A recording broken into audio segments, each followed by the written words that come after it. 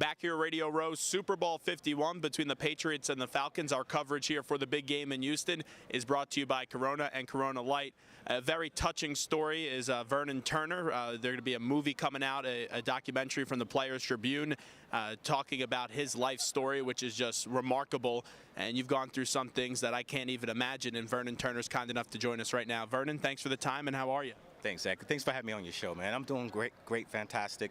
This atmosphere, this platform, it gives me an opportunity to reconnect with a lot of former alums that I played ball with, and I'm just reflecting right now, man. I'm just in awe of everything that's happening in my life right now.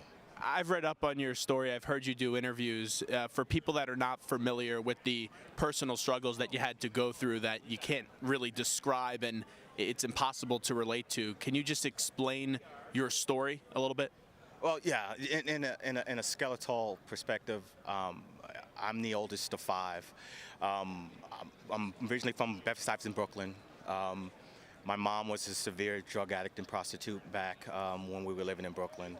At the time, it was myself and my brother living with my grandmom. And, my mom was out there in the streets. She was working the streets. One day, she came home, told my grandmother that she's leaving and she's taking us to Staten Island, New York, which is predominantly Caucasian. If anyone knows about Bedford-Stuyvesant, Brooklyn, is predominantly African-American. So it was a whole new spectrum for me. At age 6.5, I got stripped away from the only home that I knew, moved into a home of a guy that I never met, a white person. So I had all of these dynamics occur to me, and I was just very, very upset the whole time. And as time went on, it didn't take long for my mom to reproduce. She ended up having a total of 5 kids. Again, I'm the oldest. And I ended up, I was changing diapers, cooking dinners, braiding hair, making dinner, caregiving at age 9. So I was pretty much raising my brothers and sisters because my mom was really heavily struggling with the drugs. And my stepdad was always working. And it was a tough thing for me because I didn't have that normal childhood.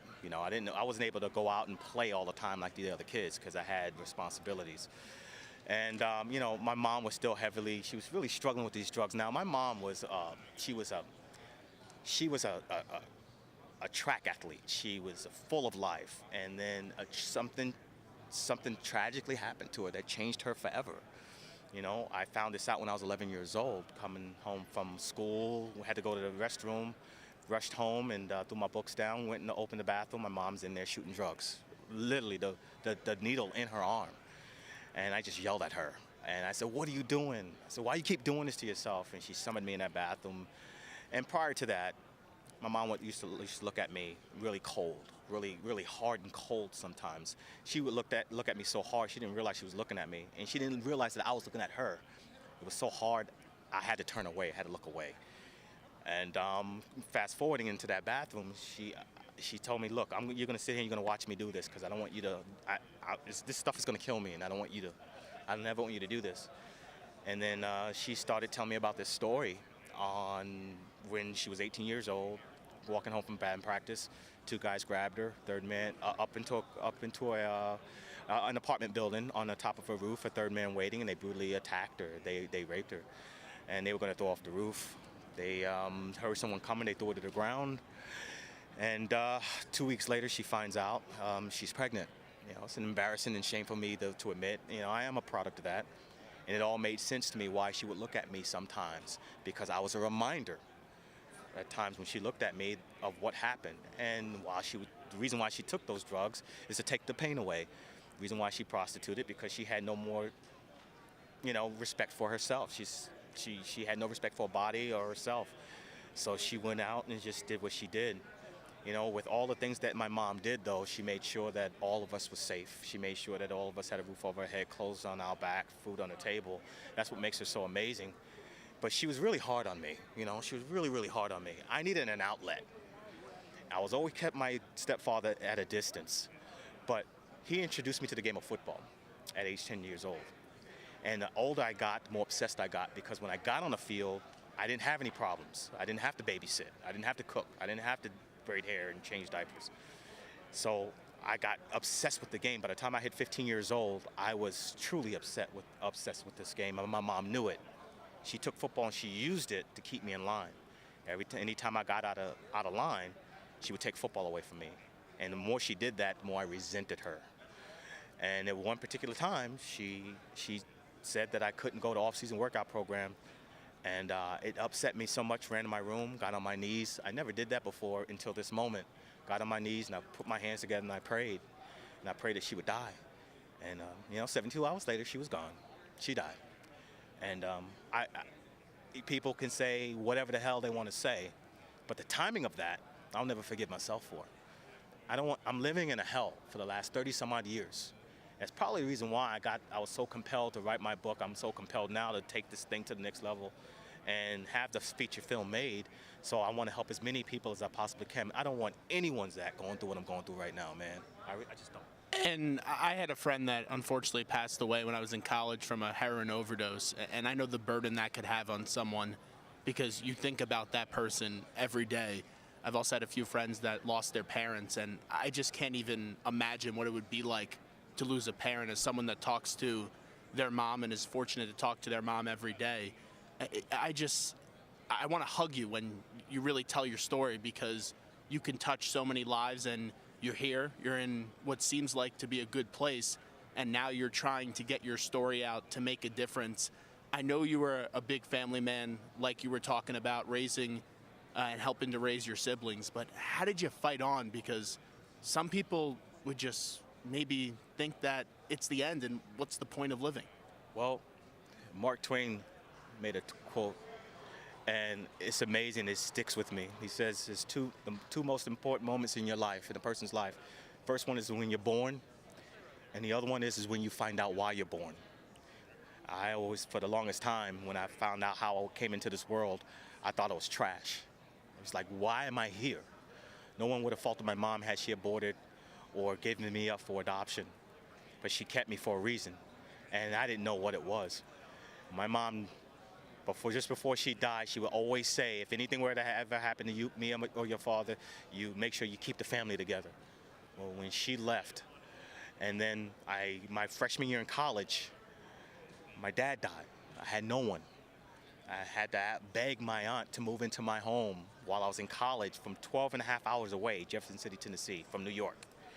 I was grounding my brothers and sisters from my dorm room 12 and a half hours away for 3 years while I was in college. My senior year, I received a phone call from my aunt, and she said she could no longer take care of the kids. They would have to be split apart. Took the call standing up, my knees buckled because I kept remembering what my mom said. No matter what you do, you keep the family together. And I was a decent football player. I wasn't that good at all. I had no business playing in the National Football League. I did not have those type of skills. But my back was up against the wall, and I knew that if I didn't make it, my family was gone. So you talk about some training regimens from hell. I wrote Walter Payton. He wrote me back. He gave me his training regimens with sorts of advice that he gave me. And you talk about training regimen from hell, I cried for two reasons. Number one, the amount of pain I put my body through. And the other one was that I knew that if I did not make it, my family was gone. So anyone that came, I was ready to die on the football field. If anyone that came up against me, if they weren't ready to die, it was a wrap. I had them. And I took that mentality my entire career. And I was blessed to be a part of Super Bowl 25. I was blessed to be the first man ever to return a punt for a touchdown. I had no business being on the field, let alone having accolades and accomplishments. So when they look at my book and they look at the cover and they see football, it's not a football movie. It's not a football story. It's a human interest story at its highest level with a coating of athletics. And I'm just so blessed to be in a position to be able to make a difference, to be able to help change and save lives. And that's what this is all about, man. This is the only reason why I'm doing this. We're talking to Vernon Turner, a very emotional story, and it's going to be documented by the Players Tribune. Derek Jeter's fine work that he's doing right now, and I think it's great that more people are going to be able to hear your story. You had to balance your family, schoolwork, and also playing football in college. When you reflect about your time at Carson Newman, I know you had to go through a lot.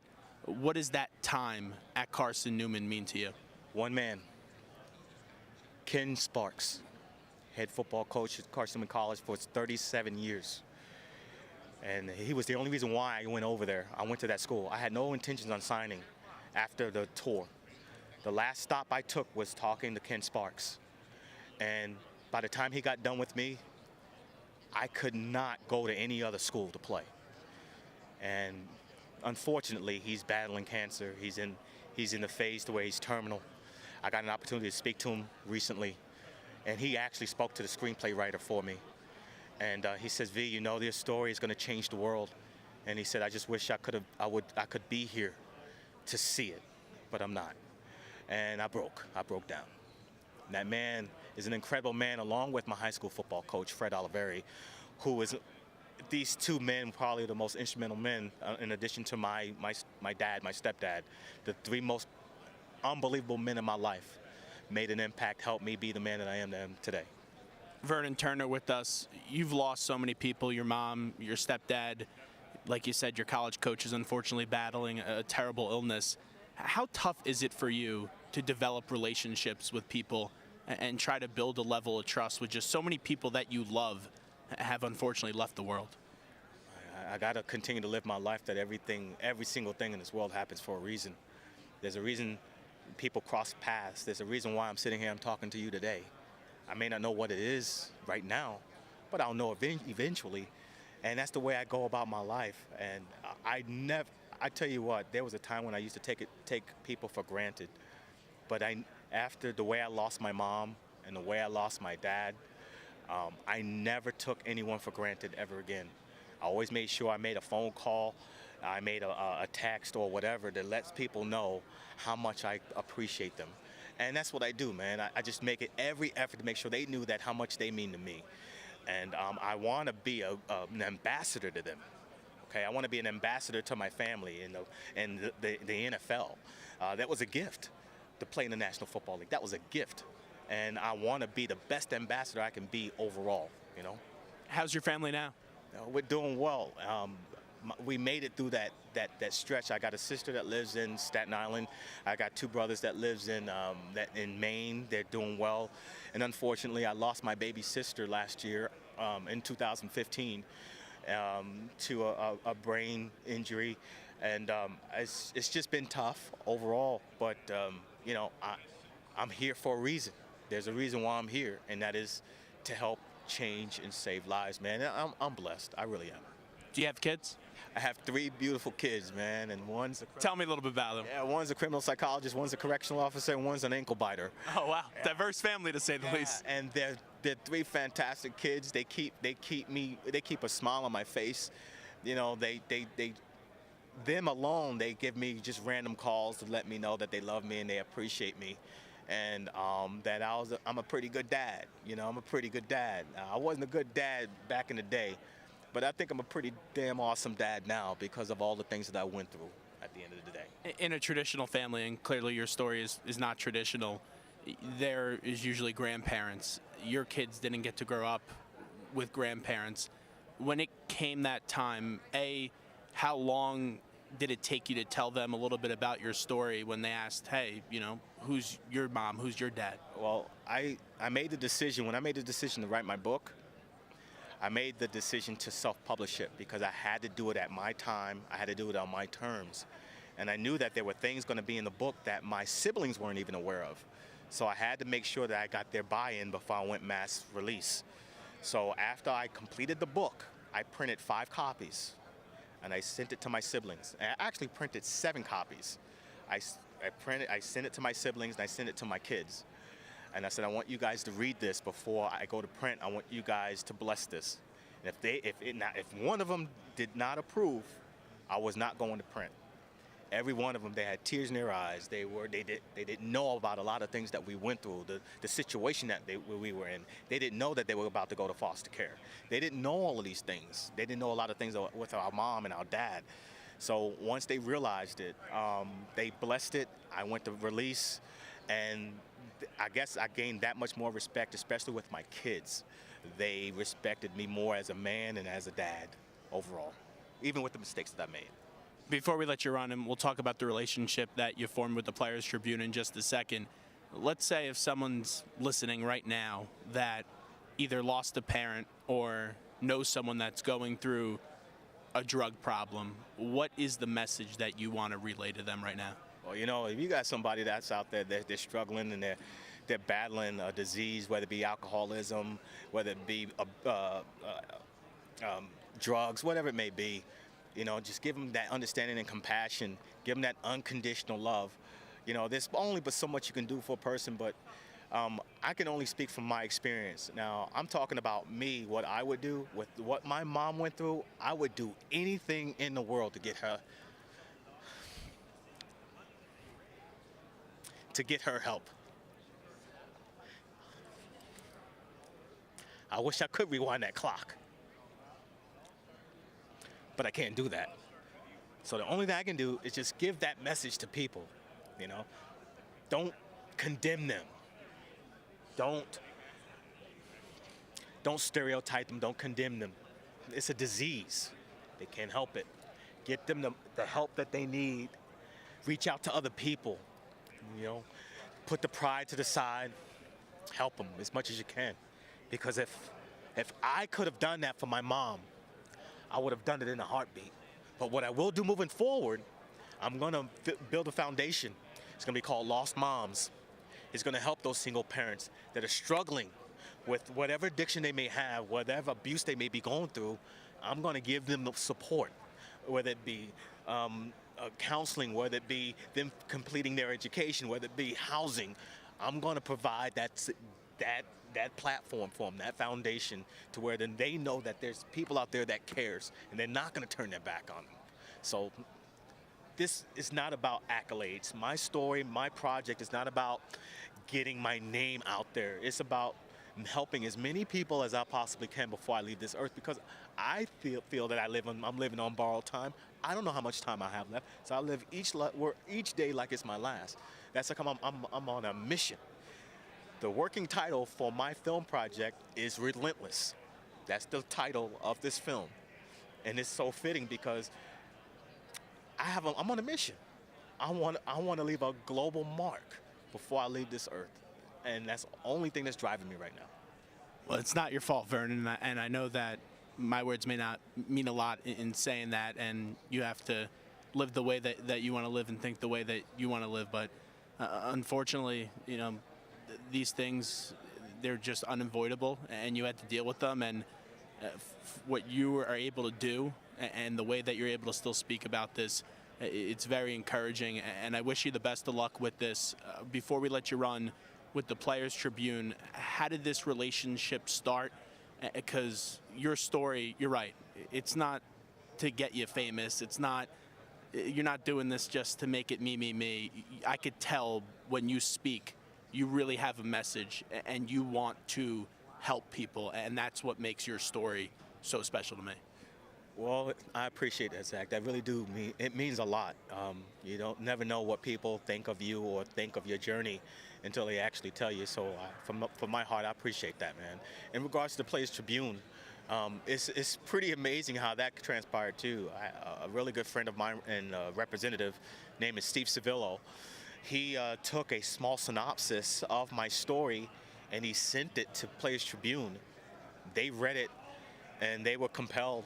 They reached out to me and they said, look, we want to do a story, a feature on you, and we want to do it under a letter to your younger self. Would you be okay with that? I didn't think it was a big deal. I really didn't, until they asked me 2 questions during an interview process. They said, V, if you had a chance to go back in time, where would that be during that time? And what would you say to that younger self? And the guy hit record. Paul Mueller hit record. And whatever you wrote, whatever you read, that's what it was. And that was one of the hardest things I've ever had to do, because I relived it. Because I was talking, I went right to where I went on my knees, prayed that my mom would die. I was saying, get up, don't do that. And it was, I evidently, make a long story short, I guess it was compelling enough to the Players Tribune to where they asked me to come to New York. Derek and Jamie Metzler, the 2 co-founders of Players Tribune, asked me to come to New York, and they said, we want to buy the rights. I said, well, the rights are already by Magic Hour Production. They said, well, we want to purchase the rights from them. I said, well, I love these guys. They got to be a part of the project. Make a long story short, they purchased the rights from them, but they kept them on board. So Brett Gursky and Josh Sirkin with Magic Hour Production is on a team of the Players Tribune, which the Players Tribune is quarterbacking this project right now. And the feedback that I've gotten thus far has been amazing. Michael Strahanhan reached out, Jeremy Schaap reached out, the Golics reached out. It's been amazing. It's making a difference already, but I want this thing to go at its highest peak possible. Players Tribune, I feel I'm in great hands. Derek Jeter is very passionate about this project. Jamie Messler is very passionate about the project. The whole entire Players Tribune team, they are very excited about it, and it's the sky's the limit for this project. When you first entered the league, and obviously you had to overcome a lot of adversity, but you were going to fight it either way. You had no choice, like you were saying. Did the players in that locker room, did they know a little bit about your story? Nothing. College didn't even know. High school didn't even know. They didn't know, especially with college. Like all my training regiments, I kept a secret. I didn't show. When I was. How did you hold that in? Because I didn't want. I was embarrassed. I was ashamed, and it was my responsibility. It wasn't anyone else. It was my family. I couldn't put that burden on anybody else. So I had a plan. And there was nothing, no one was going to stop me from getting to where I needed to be at the end of the day. And I didn't want to have any awe or ohs or woe is me. I don't get down like that. It was my responsibility. I'm the head of the family. I'm going to keep my family together like I promised my mom. And that was all that it was to it. I didn't know that it was almost impossible to make it in the National Football League. I didn't know that the odds were so stacked up against me. There's no way in hell I should have made it. I didn't know that. Thank God I didn't know that. Thank God I didn't know that, because I battled. I fought. Every day was game day for me. When we went to practice, there was no such thing as VT going slow. And some of the times my teammates would get mad at me because, it'd be walkthroughs and stuff like, no, not me. Because I'm fighting to keep a job, to keep my roof over my head for my family. That was my mentality from day one. I know it's not easy to tell your story, but I really do appreciate you coming by. And you're right. People do meet for a reason. Your story's special, and I really am inspired by this. I can tell you right now, we do a lot of interviews this week on Radio Row. Nothing will top this, because your message is more important than a football game. It's more important than talking about who's going to win, who's going to lose this upcoming Sunday. You're a real winner, Vernon, and you've overcome a lot. And I know you talk about being an awesome dad. I could guarantee you're a great father. I really appreciate the time. Thank you. God bless you. I can't even make a comment on what you just said, man. I'm lost for words. Thank you, and God bless you. We'll take a quick break, and we'll be back right after this.